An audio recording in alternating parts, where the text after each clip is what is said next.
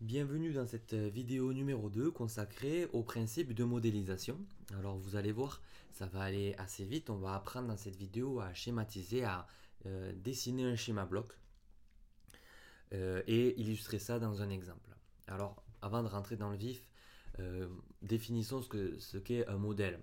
Un modèle, c'est une structure mathématique, une équation mathématique c'est-à-dire avec une entrée et une sortie, comme une fonction classique. Sauf que vous doutez bien que cette fonction, elle est assez complexe dans le cas d'un modèle. En fait, même, ça va être l'assemblage de plusieurs fonctions. Et donc, on va avoir besoin d'outils de simplification, euh, dont les fameux schémas blocs. Si vous voulez, un bloc va représenter une fonction, tout simplement. Et donc, pour dessiner ces schémas blocs, il faut bien faire la différence entre deux choses. Première chose, les grandeurs physiques. Les grandeurs physiques, ce sont elles qui transportent l'information. Elles sont le mouvement du système, on pourrait même dire la vie du système finalement, hein. Des grandeurs physiques, vous en connaissez plusieurs. La tension, la vitesse linéaire, la vitesse angulaire, l'angle, le débit, etc. Ces tensions vont être converties. Et là, c'est le rôle, enfin ces tensions, ces grandeurs physiques vont être converties. Et là, c'est le rôle du coup des éléments matériels à droite. Les éléments matériels convertissent les grandeurs physiques. Ce sont eux qui représentent la structure du système. Par exemple, vous avez le moteur qui convertit une tension en vitesse angulaire. Vous auriez aussi par exemple le capteur qui pourrait faire l'inverse, convertir une vitesse angulaire en tension. Le rôle du capteur, vous en doutez, c'est de convertir n'importe quelle grandeur physique en tension. Une roue par exemple va convertir une vitesse angulaire en vitesse linéaire. Un réducteur, lui, va modifier une vitesse angulaire en une autre vitesse angulaire, hein, pour les besoins spécifiques. Une pompe convertit une vitesse angulaire en débit, etc., etc. On va en voir tout un tas d'exemples. On pourrait résumer un élément matériel à ça, un convertisseur de grandeur physique. Et dans un deuxième temps, quand on a bien analysé quelles sont les grandeurs physiques, quels sont les éléments matériels, on va pouvoir faire une schématisation. On va pouvoir établir des liens. Alors, on va de suite faire un exemple. Vous avez ici le dessin d'un scooter électrique. Et voilà l'énoncé en question qu'il va falloir dessiner un schéma bloc. Alors là, je vous invite à faire pause pour bien lire l'énoncé. Ok, je vous laisse faire ça.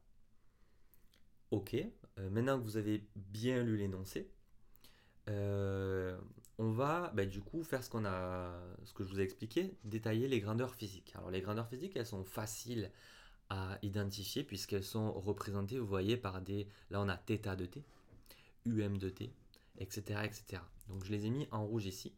Dans les énoncés, je vous inviterai à les surligner ou les souligner. Donc ici, on a 4 grandeurs physiques. Et les éléments matériels que j'ai mis en vert ici. Donc pareil, vous les surlignez d'une autre couleur. On a la poignée qui convertit l'angle en tension. La poignée et le système, hein, c'est un assemblage de deux éléments matériels ici. Le moteur, le réducteur, puis la roue, eux vont transformer la tension en vitesse. D'accord. On peut se douter que la tension va être transformée d'abord par le moteur en vitesse angulaire. Le réducteur va changer la vitesse angulaire, puis la roue va changer cette vitesse angulaire en vitesse linéaire. Elles ne sont pas indiquées ici, mais c'est ok.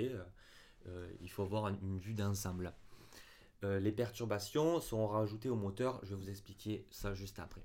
Donc, une fois qu'on a fait ça, on répertorie tout ça, voilà, on peut faire un tableau pour bien identifier tout ce qu'on a dans notre énoncé. Et on peut commencer au schéma bloc. Donc on sait que la première entrée, la première grandeur physique va être l'angle de consigne, évidemment. Donc voilà ce que donnerait le schéma bloc. On aurait l'angle de consigne alpha. Alors là, je me suis trompé, c'est alpha, je voulais mettre θ, qui arrive dans la poignée, d'accord, qui est cet élément-là, qui arrive dans la carte de commande, pareil, c'était système de commande, c'est la même chose, qui est transformé en tension. Ici, cette tension arrive dans le moteur, est transformée en vitesse angulaire. Alors, elle n'était pas indiquée dans l'énoncé. Là, il fallait la déduire. Mais vous allez voir dans les énoncés qu'on va faire ensemble, je vous indiquerai toutes les grandeurs physiques. Là, c'est un exemple. le réducteur qui modifie cette vitesse angulaire et la roue qui donne la vitesse. D'accord. Et effectivement, comme dans l'énoncé, on n'avait pas ces deux, là, vous aurez pu juste marquer moteur et roue. Alors j'ai oublié la roue, vous voyez dans les éléments ici, j'aurais... Ouais, je l'ai pas mis. Ah oui, elle est là, roue, voilà, je l'avais oublié dans le... ici. Voilà ce quoi pour ressembler à un schéma bloc. Et les pertes, on a expliqué qu'elles venaient au niveau du moteur. Et donc on les représente sur la flèche ici. Par cette flèche sur le bloc moteur. Ok. Alors, ça c'est un système assez simple. Nous on va faire, vous allez voir, des systèmes avec des retours. Alors comment faire un retour? C'est ma prochaine diapo. Eh bien on va utiliser ce qu'on appelle des comparateurs, qui sont des blocs un peu spécifiques, puisque c'est plus des cercles que des blocs, avec une entrée plus, une entrée moins, et une sortie. C'est-à-dire qu'on va faire tout simplement une différence de deux entrées. On pourrait avoir aussi des sommateurs, qui ici font une addition de deux entrées, et à la sortie vous avez l'addition des deux.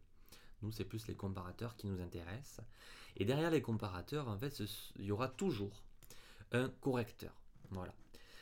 Entre le comparateur et le correcteur, vous avez le signal d'erreur, noté epsilon. Epsilon, pardon.